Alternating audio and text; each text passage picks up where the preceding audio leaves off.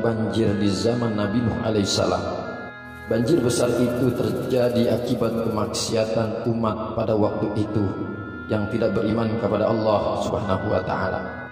Mereka malah menyembah berhala yang terbuat dari batu, kayu dan lain sebagainya. Jauh sebelumnya pada Nabi Nuh alaihissalam telah diperintahkan oleh Allah Subhanahu wa taala agar membuat sebuah kapal besar. Kapal tersebut dibuat dari kayu bertingkat-tingkat, cukup membuat umat beriman sekitar 80 orang, ditambah dengan sejumlah hewan sepasang-sepasang, di mana ada hewan ternak dan binatang hutan dengan segala jenisnya, baik yang jinak maupun yang liar dan buas, seperti kuda, keledai, kambing, harimau, gajah, dan lain sebagainya. Ada segala jenis unggas dan burung. Ada hewan melata dengan segala macamnya, seperti ular, lipan, kura-kura, dan sebagainya. Ada serangga dengan segala bentuknya, dan lain sebagainya. Kemudian bahan makanan pun pada saat itu dipersiapkan hanya untuk mencukupi 2 bulan, sebab diperkirakan banjir akan surut selama 2 bulan. Namun pada kenyataannya air banjir tersebut tidaklah kunjung juga surut selama 2 bulan.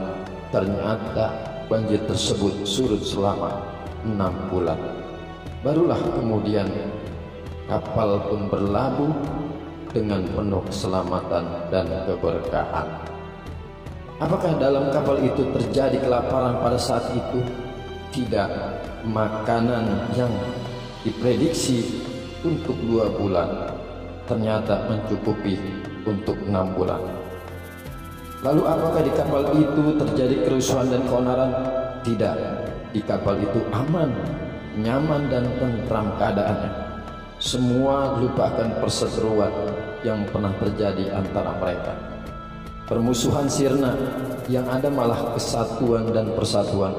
Masing-masing menjaga dan menahan diri.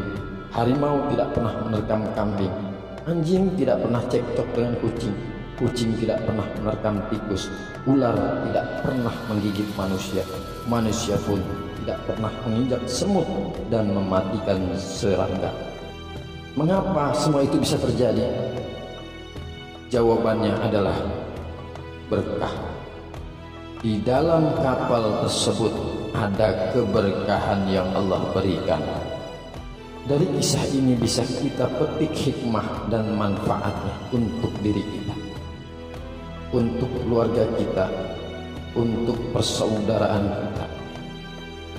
Jikalau di dalam kehidupan kita ini kerap kali terjadi keributan, terjadi keonaran, cekcok, hidup kita tidak nyaman, hidup kita tidak tentram, hidup kita penuh kegelisahan, hidup kita selalu ribut, maka bisa jadi tidak ada keberkahan di dalamnya.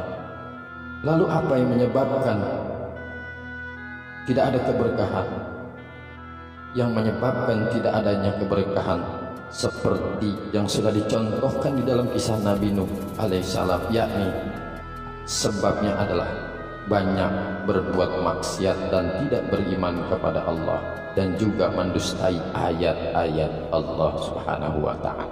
Itulah yang menyebabkan di dalam kehidupan kita, di dalam kehidupan keluarga kita, di dalam kehidupan persaudaraan kita tidak ada keberkahan, sehingga yang terjadi ketidaknyamanan, ketidaktentraman, kegelisahan, selalu cekcok. Sobat Quran yang dirahmati Allah, mari kita raih berkah Allah Subhanahu wa taala. Mari kita jemput berkahnya Allah dengan kita jauhi maksiat, kita beriman kepada Allah, bertakwa kepada Allah dengan sebenar-benarnya takwa kepada Allah Subhanahu wa taala. Mudah-mudahan dari kisah ini dapat menginspirasi diri kita sehingga kita meraih keberkahan Allah Subhanahu wa taala.